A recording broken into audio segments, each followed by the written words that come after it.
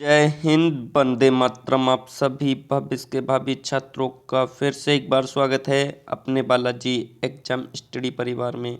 दोस्तों, यदि आप किसी भी कंपटीशन एग्जाम की तैयारी कर रहे हैं तो ये क्वेश्चन आपके लिए बहुत इम्पोर्टेंट साबित रहने वाले हैं। फर्स्ट क्वेश्चन दिया गया है, शरीर की सबसे बड़ी ग्रंथि कौन सी है। तो दोस्तों, शरीर की सबसे बड़ी ग्रंथि यकृत है, जो कि हमारे शरीर में सबसे बड़ी ग्रंथि है। और लार ग्रंथियाँ हमारी 3 होती हैं, आपको याद रखना है। पैरेटिक, अधोहनु, अधोजित्या, ये 3 ग्रंथियाँ होती हैं लार। और आपको याद रखना है, जो थायराइड है ये हमारे शरीर में गले में पाई जाती है, याद रखना है। हमारा राइट आंसर सी के साथ चला जाएगा। नेक्स्ट क्वेश्चन दिया गया है 2, बताइए मनुष्य में मादा जनन अंग से किस हार्मोन का स्त्राव होता है। तो दोस्तों, मनुष्य में मादा जनन अंग से रिलैक्सिन हार्मोन का स्त्राव होता है, जबकि एस्ट्रोजन और प्रोजेस्टेरोन ये मनुष्य में पाए जाने वाले हार्मोन हैं, यानी कि स्त्रावित होने वाले हार्मोन हैं। ये एस्ट्रोजन और प्रोजेस्टेरोन कहाँ पाए जाते हैं, ये आपको याद रखना है। ये मनुष्य में पाए जाते हैं, यानी कि पुरुष में, जबकि रिलैक्सिन मादा यानी कि महिला में पाया जाने वाला हार्मोन है, आपको याद रखना है। नेक्स्ट क्वेश्चन दिया गया है हमारे लिए 3, शरीर का तापक्रम कहाँ नियंत्रित होता है। तो दोस्तों, जो शरीर होता है हमारा, उसका टेम्परेचर कहाँ नियंत्रित होता है, तो ये हाइपोथैलेमस में होता है।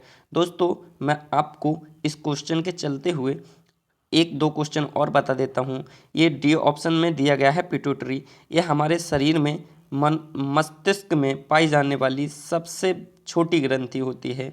मनुष्य के शरीर में पाई जाने वाली सबसे छोटी ग्रंथि पिट्यूटरी कहाँ, मस्तिष्क में पाई जाती है। और दोस्तों, ये हमारा सेरिब्रम, ये मस्तिष्क का अग्रभाग होता है, जिसे हम सेरिब्रम या प्रमस्तिष्क कहते हैं। हमारा राइट आंसर सी के साथ चला जाएगा। नेक्स्ट क्वेश्चन दिया गया है हमारे लिए 4, निम्न में से कौन सा एंजाइम लार में पाया जाता है। दोस्तों, टाइलिन एंजाइम है, ये लार में पाया जाता है। और पेप्सिन, ये ट्रिप्सिन, ये कहाँ में पाए जाते हैं, ये अमाशय में पाए जाते हैं, आपको याद रखना है। हमारा राइट आंसर सी के साथ चला जाएगा। एंजाइम लार में पाया जाता है टाइलिन। नेक्स्ट क्वेश्चन दिया गया हमारे लिए 5, एक स्वस्थ मनुष्य का रक्तचाप कितना होता है। 90/60, 120/80, 200/130, 140/160। तो दोस्तों, एक स्वस्थ मनुष्य का जो रक्तचाप होता है वो 120/80 mmHg होता है, आपको याद रखना है, कई बार पूछा गया है। यदि दोस्तों आपको वीडियो की क्वालिटी और कंटेंट पसंद आता हो तो वीडियो को अपने सभी मित्रों के साथ शेयर करना ना भूलिएगा। नेक्स्ट क्वेश्चन दिया गया है हमारे लिए 6, मनुष्य के मस्तिष्क की सबसे भारी झिल्ली कौन सी है।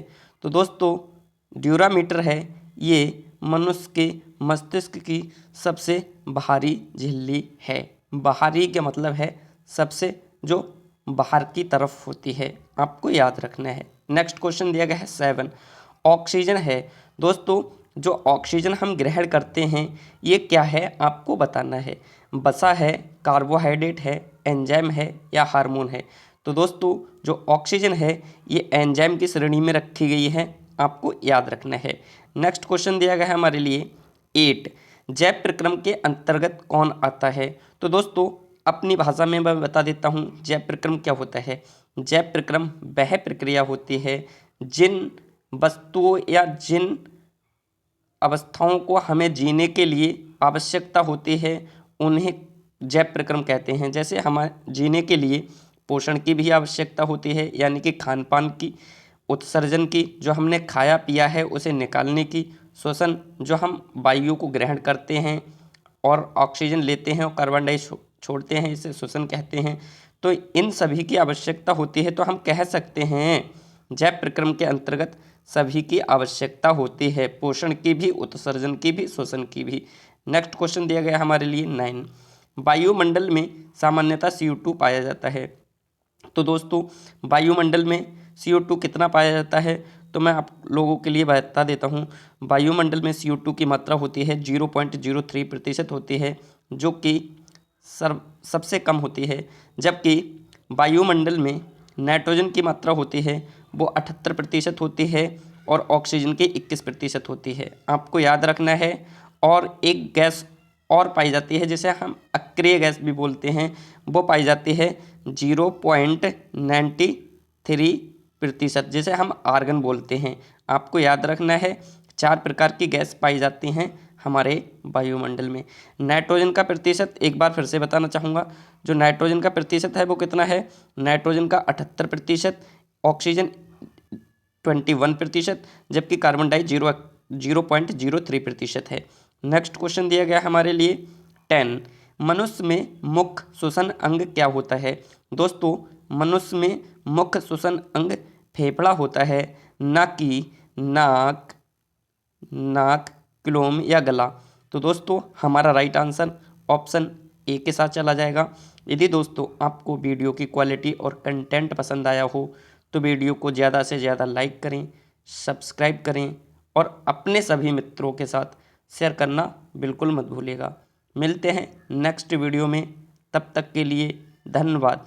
जय हिंद, जय भारत।